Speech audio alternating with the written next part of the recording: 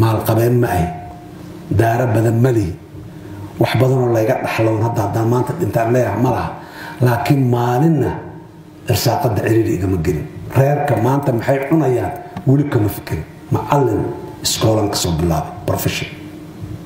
ilaa maanta madaxweyne ah maxaa ilmahaagu maanta maxaa siinaysaa ima soo marin wixii xataa duruufo adag dalka ay soo mariyeen ilaahay irsaaqada iguma dhimin laakiin maal qabeen maayo anna maalka ma badanayn jirin lacag haddaan xoogaa helana meelaha inta dhigtaan ilmahayga wax ku bari jiray ilmo kaloo maxaan ku raadahay qaraaba ah ama deris ah ama agoon ahaan yaan ku kaalmay jiray haddaan helana maal qabeen maayo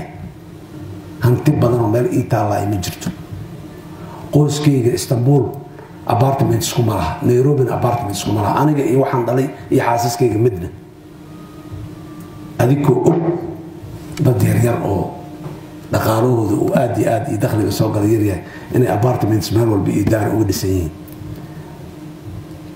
war walaalayaal waxa wax ugu fiican intaas waay irsaaqada ilaah ballan qaaday si fiican haddaad ku raadisana iyadoo sahlanaad heli wiilasheediyo qofka bini aadamka waxa uu hadiyad ahaan u bixiyo naftiisa ugu weyn wax nafta ka qaalisan oo la bixiyaay ma jiraan taasaa diyaar la tahay inaad bixiso war waxa kaa gargaraafaynayo oo kooskaas iyo qadiyadaas xooga badanne iyo naftii horanimadaas xooga badanne waxa kaa ciladaynaya yarkaa ka imo salaada waa waana dukada waxaan idinka rabaa khayr badan allah idin siiyo waa mahadsantihiin aad iyo aad ayaan ugu faraxsanahay maanta inaan idiin imaado tababarka aad soo gasheen arkayna waa ku faraxsanahay tababar aad iyo aad u sareeyo macna leh hanti badan ay ku baxday effort badan iyo dhidid badan oo ku baxay waaye inaad ka mara dhalisaanaan rabnaa waa idinku faanaynaa markaad soo noqotaan dalka timaadaan dhowaan haddii alla yiraa xaggana waa ku kulmi doonaa waa idinla joognaa frontigaan idinla joogaa ilaahay idankiisa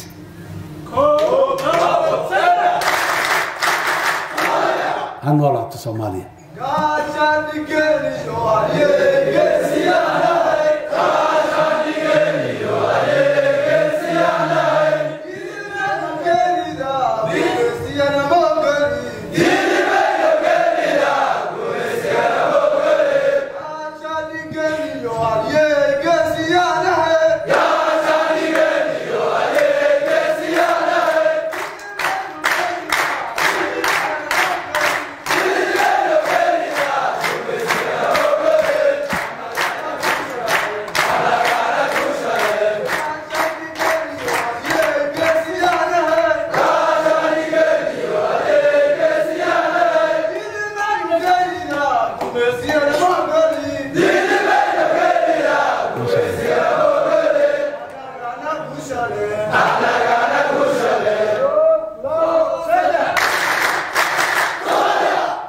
guulaysta adikana ma sha Allah